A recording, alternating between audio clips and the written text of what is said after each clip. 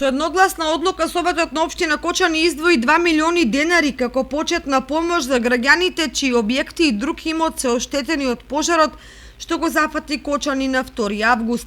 На денешната вонредна седница беше формирана и комисија за проценка на штетите од огнената стихија. Со оглед на итноста на одлуката, вршиме пренамена на средства. Значи, во програмата на Советот постојани резерви ги зголемуваме на 2 милиони денари и се намалуваат во делот на уредување на градежно земјиште.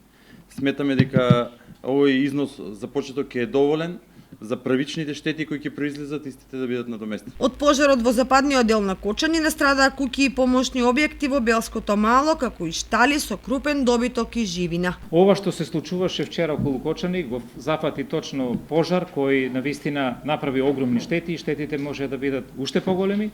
За наша среќа, она што е најважно, немаме повредени луѓе, немаме некои позначителни материјални штети кои што не можеме да ги надоместиме, се работи за материјални штети кои се надоместливи во овој момент.